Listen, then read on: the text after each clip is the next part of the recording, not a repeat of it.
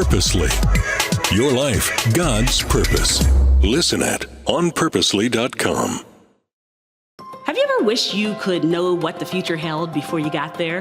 What if you were given the gift of knowledge before you even began your journey? Now, I've been thinking about that because I made a lot of stupid mistakes when I was younger. And I wish I had someone to say, don't go down that road, go down this one. I'm Sherry, and welcome to From the Eyes of Wisdom, where we are pairing an experienced elder from CRISTA Senior Living with a passionate King's High School student ready to launch into the world. And while these conversations won't tell the future exactly, they did reveal a lot we weren't expecting about how to live life well. Are you ready? I can't wait for you to hear this.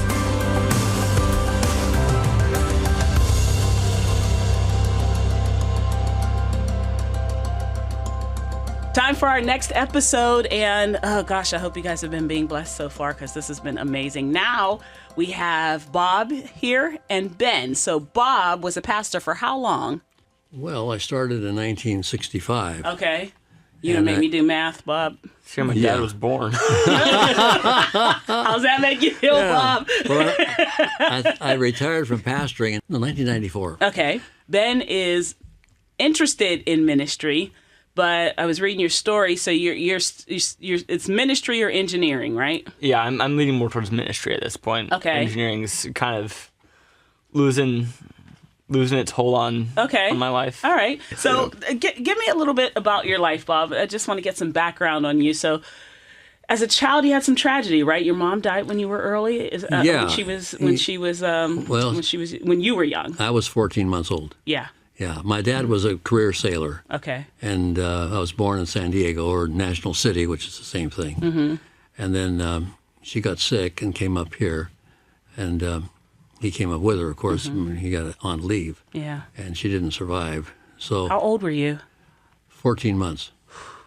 Okay. And then your dad, was he involved in your life, or? Well, he started to, and then he contracted tuberculosis. Wow. And that's before they had streptomycin to cure it. Mm-hmm.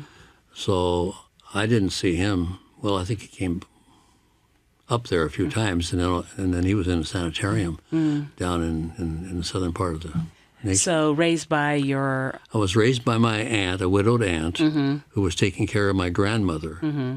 And so my grandmother didn't speak English. She spoke Norwegian. Oh, wow. Yeah. Well, Paul's was a little Norway, you know.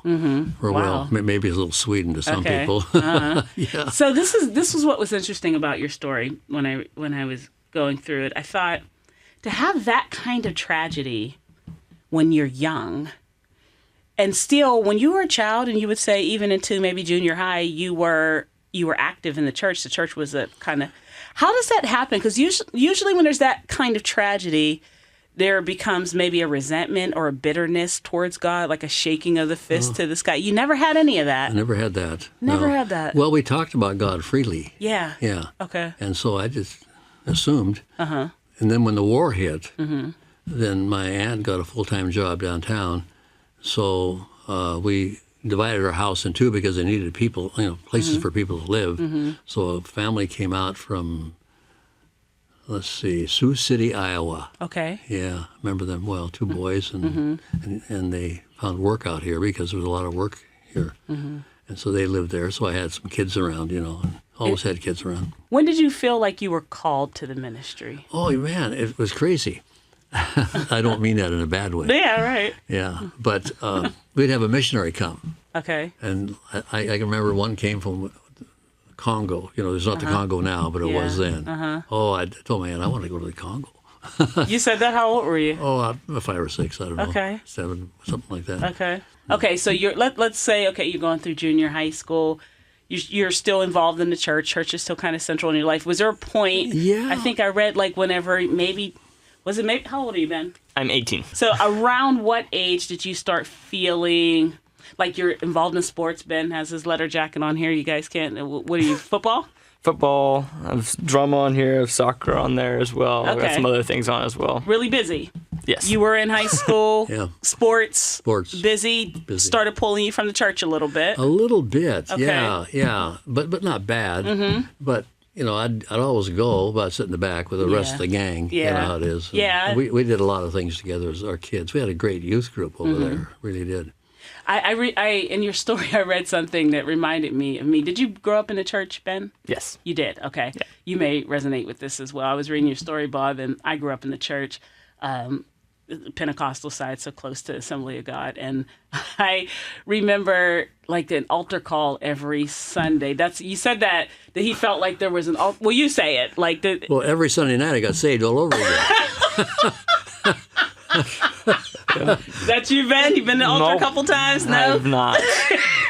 Well, it's not a bad thing. No, but it is a thing, though. And but I didn't do that in my ministry. Yeah. I don't. Well, I hope not. I laughed because I was like, I remember that. I remember feeling like every Sunday night we had a service and you had to kind of go. So you were in this is going somewhere. It was an amazing story that you told that really resonated and stuck with me, and I'd love Ben to hear it. About you're at a service. Is there a traveling? Okay, let me tell you what happened. Okay. Our church, the pastor there, had a scholarship to play football at Wazoo. He was 6'3", terrific football player, and he got called to the ministry. Okay. So he became our pastor with his wife, and they became a part of what they called the Gospel Westernaires. Okay. Reuben Corpy and his wife were musicians. Singing group. Well, he was in town at the church preaching. And so I thought I'd slip by, and I had my Letterman sweater on. Yeah, he had his letter. Okay, now, how old were you? You think 17, 16, 17? I don't know. I must have been about a sophomore or freshman. Okay. I had my Letterman sweater on, and the altar call came, so I just slipped out. Was walking down the road. You left church? Yeah, I left church. Okay. Slipped out, walking down toward the downtown of Paulsville. And I hear footsteps behind me. And I went, what's going on? I turn around. Here's Corpy, the pastor, or the evangelist, coming after me. Chased you out. Oh, man, now what's going on? But all he did was he said, hey, when you're playing basketball and you try to make a shot and you miss it, you go sit down. I said, no, you don't do that. You either try to get the rebound or you get it and pass it to somebody else or something. You're still in the game. And that's the way it is in your Christian walk. Something goes wrong, don't worry about it. You make a mistake, don't worry about it. Pick it up, keep forward. God's still with you. That turned me around. Love that. Man, you got that? Yes. Oh, when I heard that, Love I was that. like, I love that. You don't It's a just great sit down. analogy. What do you think about that? Tell me what you think. It's a great analogy. Just the idea of just continuing to go up. We're gonna fail all the time. We're humans. We're flawed. We're gonna mess up constantly. But it's what happens after we mess up that counts. It's what we do afterward. Whether we get back and stand up ready to go at it again, or if we just stay on the ground and cry out for help. Yeah. I love that. So, Bob, that turned your life around. It did. Okay. It did. So you became a little more active and... Yeah, and more involved in the youth group and et cetera. And so I really felt called. Yeah. I really felt I was going to be in some kind of ministry. Okay, so then you go to Bible college, So I right? went to Bible college. It was just a small college then. Northwest was just a little college. Northwest, it was called Bible College then. Okay. Now it's a university, of course. Okay.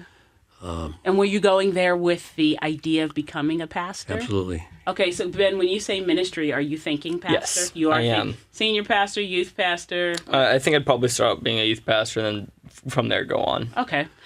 So, Well, I had that idea too. oh, did you? Yeah.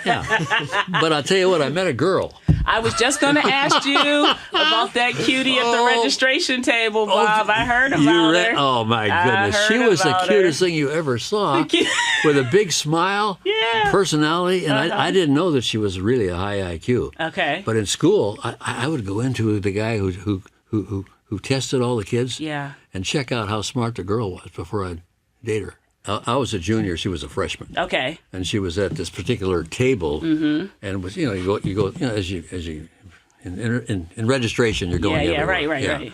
So this was a new table, and because a lot of the kids weren't going to church, and the pastors around were saying, "What's going on over there at that school? How come your kids aren't going to church?" So I thought to myself, well, I'm going to pick a church that's off limits. Okay. Yeah, because I knew that a lot of faculty went down there. It was downtown. The pastor was Brother Ralph or something. Okay. And they had great music. And we'd go down there. And I remember I used to go down with one of my roommates who had a terrific voice Okay. and a terrific ear. And he'd sing all through a song off pitch. Oh, wow. I can't do I was that. going to say, I'm not that actually good. takes some talent. Yeah, that takes some talent to be able to do anyway, that. so I picked out that, and she said, "You can't go there; it's off limits." So we had our first argument. Oh, right there. And at I the was having fun with it. registration table. I was Yeah. having fun with it. So I let it go, and I did my thing. Because I wouldn't be going to the local churches anyway, because I was on gospel teams. I played Right. trumpet at that time and did various Play things. trumpet. Okay. And I don't do it anymore. It's gone. Okay, so you're there. What was the beautiful girl at the registrations table's name? Ramona. What I read was Ramona went after you guys had like the first date, maybe? It was the first date. First date, she said, "Oh, no, that's my husband." No, she did it this way. Okay. By such and such a date, we'll be going steady. By such and such a date, we'll be engaged. And by such and such a date, we'll be married. Ah, And I didn't know this. right. I didn't know I was pegged. I thought I was rescuing her for all the other boys. No, yeah, she knew what you wanted. So let me ask you this, just real quick before we go down to ministry. What if there's a couple of things Ben should be looking for in a girlfriend or in a young woman and someone he hopes to date and have as a spouse? What should he look for? What advice would you give? I would say they have to love people. And she loved people. Yeah. And you'll discover that you are different in a lot of ways. I'm a morning person. She's an evening person. So I remember in our first pastorate, somebody would come in and she'd be counseling and talking to them until 1 or 2 in the morning, and I'm trying to sleep. Yeah. But she loved people. She loved people. She Yeah. did. I think that's crucial. So he's looking for someone who loves people. Yeah. What else? Loves Jesus. Loves Jesus. Yeah, I think, you got to get serious on that one. Yeah, it's not a show. It's got to be real. It's got to be real. Got to be real. Yeah. She had it. That's With her, good. it was real. To know that the person not just kind of show Yeah. loves Jesus or that kind of cool thing, Yeah. but Yeah. really loves Jesus. So- How so- will you know, Bob? How they treat people. How they treat people who are a little not quite with it. How about they treat them? Yeah. Okay. All right. Yeah, that's You got good. that, Ben? Yes. All right. Good. We'll good. revisit in a couple years and see what he picked up. Okay. So you're with your girlfriend, right? And then it begins to progress, and you go to her father. So you asked him, "Hey, I'd like to marry your daughter." Yeah. Okay. Were you already? Because I know that you got your first call or letter from a church to pastor before you graduated. Oh, this is crazy. I didn't know what I was going to do when I graduated. Okay. Yeah. Well, you I thought pastor. I'd be a youth pastor. I really did. Okay. Yeah. All right. I did. Yeah. What happens, Ben, if you skip youth pastoring and straight, like Bob did here, straight to the senior? Answer the call. Yeah? Just feel like if God opens that door. Figure out where God's leading me. You and got to then- go to the right church, though. Okay. This first church was the right church for the, you? The Winthrop Church loved getting kids right out of school and teaching them how to be pastors. Tell me about, you get the letter, okay, I'm going to do it. I think the dean was like, not before you graduate, buddy, right? No, they wanted me to candidate the night of baccalaureate or the day of baccalaureate. Oh, He man. said, "You're not going. Yeah. Give me that letter." Yeah. I had a new date to candidate.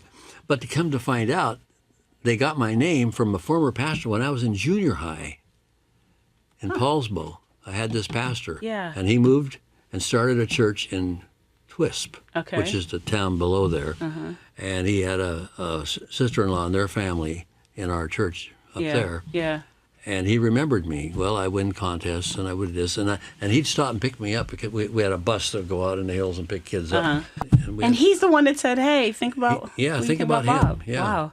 Okay, so you decide to answer that, the candidate for that. But before, I thought it was interesting that your father-in-law, then to be your future father-in-law, did he tell you to get married before you took the job? Well, Ramona went to him and said, "What should we do? Should we get married before we graduate or before his senior year, her sophomore year?" And he said, if you go into the ministry and you're just married, you're adjusting to two things. Okay. You're adjusting to new church and to Church. marriage. Yeah, no church, and you never pastored before. You got all of Right, that kind of okay. stuff to go. And in those days, you had Sunday morning service, Sunday night service, Wednesday night service, and you'd you didn't have a string of sermons to go back to either. Right. You know, it's just So he said, get married before you take the job, and you did. yeah. Okay, so now you're in that church, first church. Tell Ben what you expect in a first church. Well, we didn't know what to expect, Yeah. but we discovered that the people were really great, and they provide. You know, I averaged $22.50 a week. Okay, now let's turn to Ben now. How's that sound for a salary? Well, $1 was a lot more than Yeah. Yeah. So Yep. what are you There's that. thinking? I know that God's going to provide all that I need. Mm-hmm. So I'm going to have to trust in the fact that I might not have it, all the money all the time. Right. I may not even be living off much money that I'm getting from myself. Mm-hmm. But I have to know and trust the fact that God's going to have to provide for that. Okay. And you saw God's provision, right? Oh, absolutely. I mean, the people. Well, for example, our car, the motor went out in our car. What do we do now? Mm-hmm. And we had gone to a meeting where a fellow named McLaughlin was speaking, Assembly of God, and I don't remember the sermon, but I remember he saying, "You're just before getting it." You know what I mean? Yeah, You're just before getting the it. blessing is there. You're Yeah. just going to be coming. All of a sudden, we go down to the post office, and there's a check for $200. It bought me a new motor. Just before getting it. Just you before. went, wow, That was okay. amazing. What are you most thankful for over your time in ministry? That God put up with me. Yeah. Used the talents I had, the abilities I had, helped me grow, because you have to grow. You have to go to things, yeah. The people, great people. Great To the people. different churches. Great people, yeah. Before I go to the next church and some things that you did, can you tell him the story about the funeral in the blizzard? Oh, yeah, the first funeral. First, this was your first. It wasn't a blizzard yet. It wasn't, It was okay. snow, but you couldn't get the hearse in far enough to the grave. And the snow was coming down, so they opened the back of the hearse, and I stood there, and my wife was, and a lady in the church played the accordion, yeah. So she and my wife sang a little bit, and I preached Out in the snow. out in the snow, cleaning off my Bible, and gave them the whole. Yeah, kit and caboodle, gave it to him. Yeah. Okay. Yeah, I had an audience, captive audience. Right? He's not going anywhere. You're right. Okay, so you're at that first church. I think you go to another church, and then you, at some point, you end up at a church, and I don't know how to pronounce it. Spokane. Yeah, Spokane. Spokane. Oh, yeah. Okay, so you end up there. It was a home missions church. The guy before me had started it, Okay, and so I picked it up after that. is this where Night Walk happened? That's where Night Walk All right, was. listen to this, Ben. Night Walk. I was a member of Night Walk. It's a program where we would, of ministers of all denominations, and we would hit the streets at night alone. I carried with me a roll of quarters in case I had to In case it went down. protect myself. Yeah, I forget. But But I would talk to people on the streets. I would go into the nightclubs, yeah. and the Ridpath roof was the fanciest one. I'd get Okay. up there, and wherever, and I'd go into taverns and Well, sit what were down. you doing? Were you just Sit topping there, talk with to people. Yeah, yeah. And if someone got a little rough in a tavern, they'd say, "Hey, leave, be good." You know, so Okay, Bob. because I wore a turnaround collar, Okay. and we had Catholic priests, and everybody was in that, and it was a great thing. Ben, you it's hard to comprehend at 18, but that is part of the ministry. Yep. So a lot of times in our social media era, in our just media overall era, the picture of ministry and pastoring is kind of shiny in its presentation, right? Like you have your skinny mic on, Yep. you have your little, skinny jeans on sometimes, depending on who you are, right? And it's oh gosh, guys, don't take this the wrong way, but it can be performance based. Yeah. Right?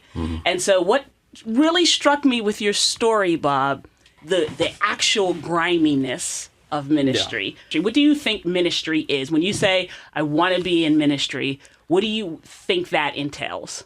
I want to reach out to people and show them that God loves them even though they don't love God. Mm-hmm. And that there is a better life if you choose to live it.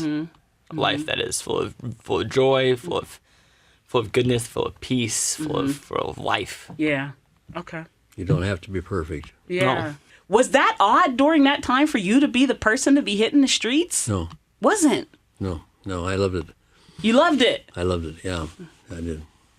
because your heart was just for. And I would go into the clubs too. Yeah. And it was nice there. No, I heard that like some musicians came over to the church and was yeah. swinging a little bit. And the interesting thing was that they'd come in and they didn't know you weren't supposed to sit on the front row because Right. nobody goes to the front row. You know? Fine, come on down. They'd walk right down the aisle and sit in the front row. Yeah. Okay. That's it. When I was listening to the story, Bob, it felt so exciting, even though obviously, rolls of quarters, people with guns, pimps, all that notwithstanding. It's exciting in a Book of Acts kind of way. Yeah. Yeah. Where like there's just this life of the Holy Spirit that's happening, and people are coming in people are being converted, and you're seeing it. That had to be exciting at that time. Yeah. I'd also go to the emergency wards Okay. and sit there. Okay. And one day this lady came in, and she'd been one of my kids' second grade teacher. Uh-huh. And there was something really serious with her daughter had happened, and she was concerned and all kinds of stuff, and able to comfort her. Mm-hmm. And yeah.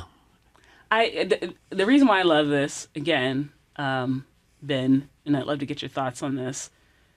This is not the picture of ministry and pastor that I think that we have right now. But that, to me personally, for whatever my opinion is worth, is actual ministry. Yes. Because it's the thing people don't see, right? So now we have, people preaching on TikTok, people preaching on Instagram. All of it's wonderful, fantastic. I'm glad they're doing it. But that, in the emergency room, at the tavern, where the pimps are, that's the real stuff, because nobody's going to see that work, but that work has to be done for what you said, right? Yep. I want people to know that God loves them even if they don't love him right now, right? Yeah.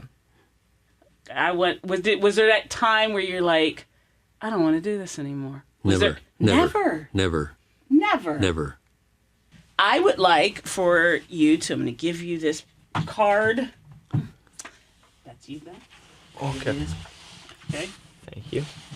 Ben, leaning towards ministry. Okay. Good. Yeah. What is the one piece of advice you would give him, not just for ministry, but for life? He's going to have that card. He's going to have that card when he takes his first pastorate job. He's going to have that card when he takes his 8th pastorate job. He's going to remember Bob said this. What is the one piece of advice you would give him to write down and take with him? I would say just trust God. Just trust God. He's got you there. He knows your name.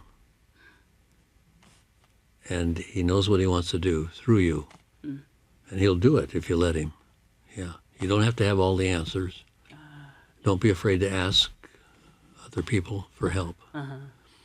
And prepare yourself in advance For ministry. Be prepared. And if you like, well, of course, I would recommend Northwest University anytime, That's one of the ones I've been looking at. Look at that. Yeah. Well, my son went there, and he's been with Young Life for 30-some years. Wow. And I remember he called me. He was graduating. He had 2 interviews.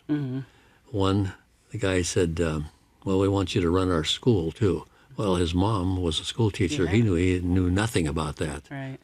And then the other guy asks him, what do you do to reach the kids in the community? He says, well, we don't want you to worry about the kids in the community. We want you to take care of our kids.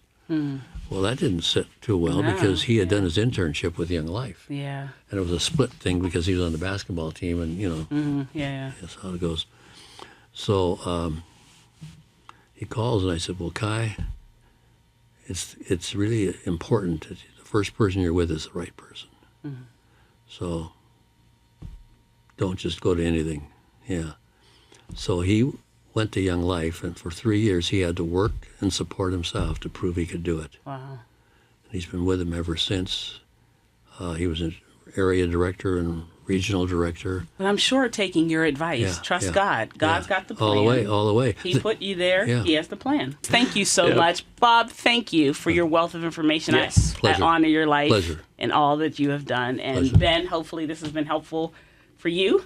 And that kind of gives you some more information about where you feel like God's leading Oh you. yeah. She's a preacher's kid. Oh, yes, I am. Love that. PK, they call him. Born and raised, baby. Thank you all for joining us, and hope you enjoyed this episode. We have more coming for you, where we'll be talking to some people who have had a life well lived and just imparting wisdom to those who are beginning their journey. Thank you so much for joining us.